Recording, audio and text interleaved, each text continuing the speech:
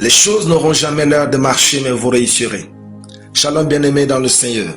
Notre méditation du jour s'intitule « Les choses n'auront jamais l'air de marcher, mais vous réussirez ». Nous tirons notre texte dans Matthieu chapitre 14, verset 28 qui nous dit ceci. « Et il dit, viens. Pierre sortit de la barque et marcha sur les eaux pour aller vers Jésus. Alléluia. Vous n'êtes pas ce que les autres pensent de vous.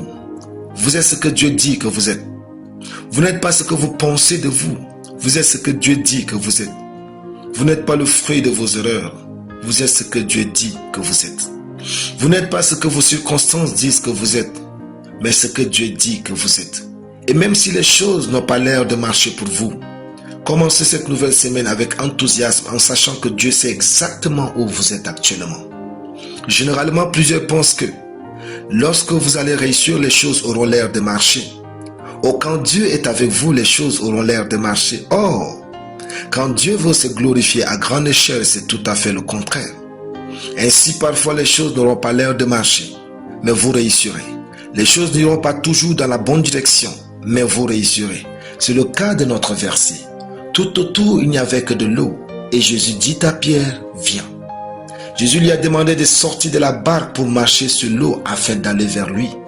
En d'autres termes, Jésus lui a demandé de sortir du lieu de sécurité pour marcher sur le lieu d'incertitude. Pierre a osé, il a réussi et a vécu un miracle. Votre succès ne dépend pas des circonstances environnantes, mais de la capacité de Dieu.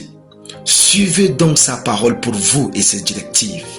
Juste parce que vous ne savez pas où vous partez, cela ne signifie pas que vous êtes perdu, car c'est Dieu qui guide vos pas.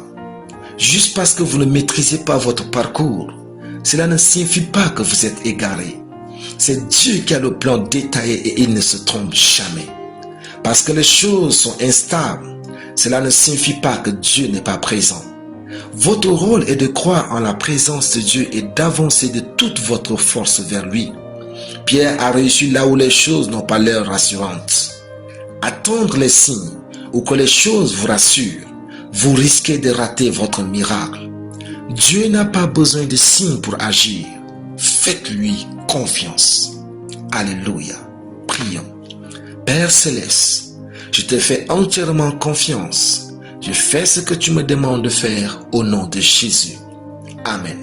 La lecture biblique en une année. Esther chapitre 1 à Esther chapitre 3. Soyez bénis. C'était le temps du ciel.